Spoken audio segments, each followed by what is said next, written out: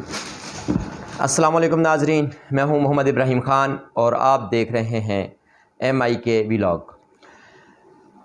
میں آج سے ایک نئے ٹاپک پر بات کرنا چاہ رہا ہوں کہ آج تو ایک ہے رمضان، فرسٹ رمضان ہے 2022 کا، اور پاکستان کا پہلا روزہ ہے۔ امید ہے کہ میرے دیکھنے والوں میں زیادہ تر روزے دار ہوں گے، اور جب میں آج ریڈنگ کے بارے میں بات کرنا چاہ رہا ہوں کہ ریڈنگ بہت ضروری ہے۔ انسان کو اپنی تاریخ پڑھنی چاہیے، انسان کو اچھے واقعات پڑھنے چاہیے، سبق آموز واقعات پڑھنے چاہیے، قرآن پاک کی تلاوت بھی کرنی چاہیے، لیکن قرآن پاک سمجھ کر پڑھیں گے تو بہت بہتر ہوگا۔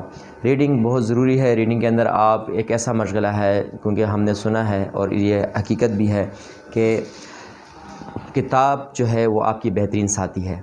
تو اس پر آج میں تاریخ اسلام کی بک لے کر آیا ہوں کہ تاریخ اسلام کا میں روز پڑھوں گا۔ یہ 3 جلدوں پر ہے۔ اس کی جلد نمبر 1 ہے میرے پاس جو بھی آئی ہے، یہ جلد اول آئی ہے، اور یہ 3 جلدوں پر ہے تاریخ اسلام۔ یہ اس کے جو مصنف ہیں مورخ اسلام مولانا اکبر شاہ خان نجیب آبادی صاحب ہیں۔ اس کتاب کے اندر بہت بہترین تاریخ اسلام یعنی کہ بتایا ہوا کہ اسلام کی تاریخ کیسے شروع ہوئی۔ تو اس میں شروع میں جو بتایا ہوا کہ عرب کا قبیلہ کیا تھا اور کہاں سے پھر سٹارٹ لیا، پھر نبی صلی اللہ علیہ وسلم پر جب مدینے میں تھے، پھر ہجرت مدینہ ہوئی، نہیں مکہ میں تھے، مکہ میں تھے، مکہ میں پیدا ہوئے، مکہ میں رہے، پھر ہجرت مدینہ ہوئی، پھر کس طریقے سے بڑھا، پھر صحابہ کرام کا دورہ ہے، خلفائے راشدین ہے، پھر اس کے بعد کا دورہ ہے۔ تو سارا اس میں ہم پڑھیں گے، تو جڑے رہیے گا میرے چینل کے ساتھ، تو آپ کو انشاءاللہ ساری چیزیں پتہ چلتی رہیں گی۔ تو میں ابھی اس کو سٹارٹ کرتا ہوں۔ اس کے اندر تو بہت ساری کتاب کی شروعات تو کہیں سے بہت شروع سے پڑھنی چاہیے اس کتاب کو، لیکن ایک اس کے میں باب نمبر 1 سے اس لیے شروع کروں کہ اس سے پہلے جو پیجز ہیں اس میں جغرافیائی جو بتایا ہوا جغرافیائی آپ کو شاید بور نہ کر دے۔ جغرافیائی میں ساتھ ساتھ آپ کو تھوڑا بہت ٹچ دیتا رہوں گا۔ تو میں ابھی شروع کرتا ہوں یہ ملک عرب سے۔ یہ کتاب ہے تاریخ اسلام کی، کہ اسلام کی تاریخ کہاں سے سٹارٹ ہوئی۔ تو ملک عرب کے بارے میں ہے کہ ملک عرب کا کچھ نہ کچھ تذکرہ شروع میں اس لیے ضروری ہے کہ رسول اللہ صلی اللہ علیہ وسلم عرب کی مشہور شہر مکہ معظمہ میں پیدا ہوئے، اور دوسرے شہر مدینہ منورہ میں آپ صلی اللہ علیہ وسلم نے ہجرت فرمائی، اور وہی اسلامی سلطنت کا ابتدائی دارالسلطنت قرار پایا۔ عرب وہی ملک ہیں جو رسول اللہ صلی اللہ علیہ وسلم کی زندگی میں قریباً سب کا سب مسلمان ہو چکا تھا۔ یہی ملک عرب شوکت اسلام کی ابتدائی جلوہ گاہ۔ اسی ملک عرب کی زبان میں کامل وحی اور آخری آسمانی کتاب نازل ہوئی، یعنی عربی میں ہی نازل ہوئی۔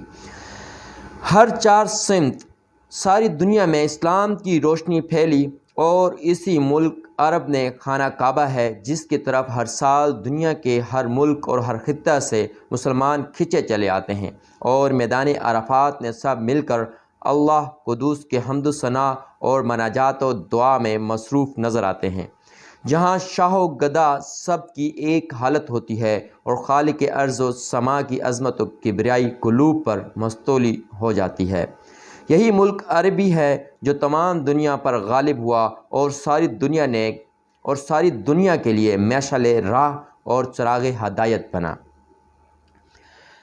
یہ تو اس نے عرب کے بارے میں بتایا، ایک چھوٹا سا ایک خلاصہ تھا جو تاریخ اسلام کا بہت چھوٹا سا ایک خلاصہ اس نے بتایا۔ پھر اس کے بعد جو بتاتا ہے محل وقوع تقسیم ملکی، یعنی کہ کیسے محل وقوع تھا، کیسے تقسیم ملکی ہوا تھا۔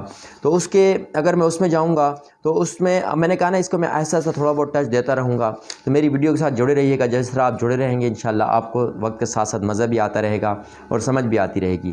کسی نے کچھ سوال کرنا ہے مجھ سے تو وہ کمنٹس باکس میں سوال بھیجے تو میں اس کو جواب انشاءاللہ ضرور دوں گا۔ محل وقوع اور تقسیم ملکی کیسے تھی؟ ایشیا کی نقشہ میں جنوب کی جانب ہندوستان سے مغرب کی طرف ایک بہت بڑا مستطیل نما جزیرہ نما نظر آتا ہے۔ اس کو جزیرۃ العرب یا ملک عرب کہتے ہیں، جس کی حدود اربع یہ ہیں: مشرق میں خلیج فارس اور بحر عمان، جنوب میں بحر عرب یا بحر ہند، مغرب میں بحر قلزم یا نہر سویز، شمال میں ملک شام و ملک عرب کا رقبہ 12-13 لاکھ میل مربع ہے، جس میں 4-5 لاکھ میل مربع کے قریب خالص ریگستانی اور غیر آبادی رقبے شامل ہیں۔ سب سے مشہور ریگستان ربع خالی کے نام سے موسوم ہے، جس کا رقبہ 2.5 لاکھ میل مربع ہے، اور وسط عرب میں مائل بجنوب و مشرق واقع ہے۔ اس ریگستان عظیم کے شمال میں الحصایہ بحرین کا صوبہ ہے جو خلیج فارس کے ساحل پر واقع ہے۔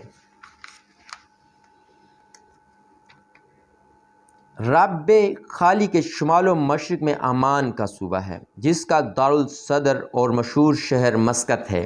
یہ صوبہ بحر عمان کے ساحل پر واقع ہے۔ رب خالی کے جنوب مشرق میں حضرت موت اور ماہرہ کے صوبے ہیں جو بحیرہ عرب اور بحیرہ ہند کے ساحل پر واقع ہیں۔ رب خالی کے مزید جنوب و مغرب میں یمن کا مشہور صوبہ ہے۔ یمن کا جو مشہور صوبہ ہے اس میں عمان اور یمن اب علیحدہ ملک ہو چکے ہیں، یہ ذہن میں رکھیے گا۔ یہود و نصارہ نے عالمی طاغوت قائم متحدہ کے تحت مسلمانوں کے متحدہ سلطنت یعنی خلافت عثمانیہ ترکی کا جب خاتمہ کیا اور پھر مسلمانوں کو الگ الگ ممالک میں تقسیم کر دیا۔ اب 55 کے قریب مسلم ممالک موجود ہیں جن میں سے ہر ایک کا اپنا نظام حکومت اور آئین ہے۔ اس طرح یہود و نصارہ نے مسلمانوں کی اجتماعیت ختم کر کے ان کو اپنے چنگل میں جکڑ لیا اور ان پر کافرانہ نظام حکومت مسلط کر دیا۔ یاد رہے کہ بیشتر مسلم ممالک میں جمہوری نظام حکومت رائج ہے، ہر جگہ بادشاہت نہیں، کسی جگہ پر جمہوریت بھی رائج ہے۔ رب خالی کے مغرب اور یمن کے شمال میں نجران کا صوبہ ہے جو بحر کلزم کے ساحل پر واقع ہے۔ ظہور اسلام کے وقت یہ صوبہ ملک عرب میں عیسائیوں کا مرکزی مقام تھا۔ رب خالی کے مغرب اور نجران کے شمال میں اسیرہ کا صوبہ ہے جو بحر کلزم کے ساحل پر واقع ہے۔ نجران اور اسیر دونوں صوبہ یمن کے حصہ سمجھے جاتے ہیں۔ اسیر کے شمال میں بحر کلزم کے ساحل پر ایک چھوٹا سا علاقہ تہامہ ہے، وہ حجاز میں شامل یعنی حجاز کا جنوبی حصہ سمجھا جاتا ہے۔ رب خالی کے شمال میں بشکل مربع